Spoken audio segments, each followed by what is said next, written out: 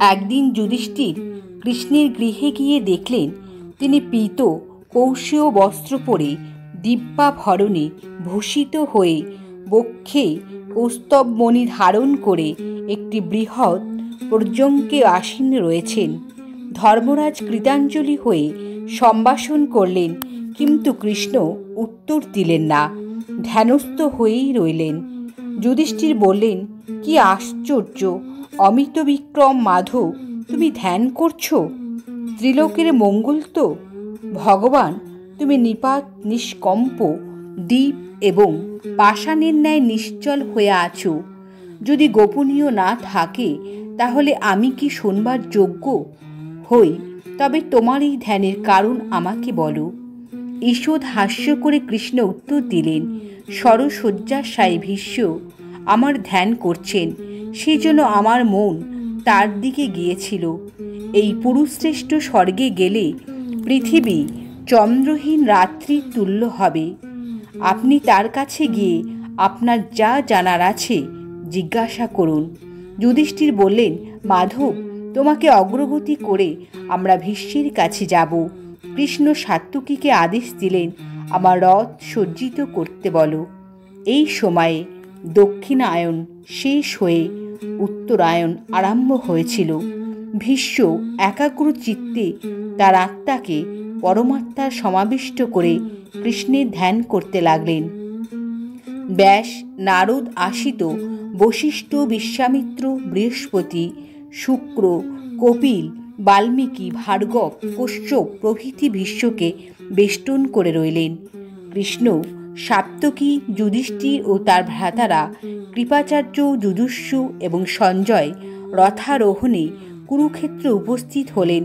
তারা দেখলেন ওঘমতী নদীর তীরে পবিত্র স্থানে ভীষ্ম সরশয্যায় শুয়ে আছেন। মুনিগণ তার উপাসনা করছেন। ব্যাসাদি মহর্ষিগণকে অভিবাদন করে কৃষ্ণ কিঞ্চিৎ কাতর হয়ে ভীষ্মকে তার শারীরিক ও মানসিক অবস্থার সম্বন্ধে প্রশ্ন করলেন। তারপর কৃষ্ণ বললেন, পুরুষশ্রেষ্ঠ, আপনি যখন সুস্থ দেহে সমৃদ্ধ রাজ্যে বাস করতেন তখন সহস্র নারীতে পরিবৃত হলেও আপনাকে ঊর্ধ্বরেতা দেখেছি। আপনি ভিন্ন অপর কেউ মৃত্যুকে রোধ করে সরশয্যায় শুয়ে থাকতে পারে এমন আমরা শুনিনি। সর্বপ্রকার ধর্মের তত্ত্ব আপনার জানা আছে, তাই এই জ্যেষ্ঠ পাণ্ডব জ্ঞাতিবধের জন্য মনে খুবই দুঃখ পেয়েছেন। এই শোক আপনি দূর করুন। কুরুপ্রবীর, আপনার জীবনের আর 56 দিন অবশিষ্ট আছে, তারপরেই আপনি দেহ ত্যাগ করবেন। আপনি পরলোকে গেলে সমস্ত জ্ঞানই লুপ্ত হবে। এই কারণে যুধিষ্ঠিরাদি আপনার কাছে ধর্ম জিজ্ঞাসা করতে এসেছেন।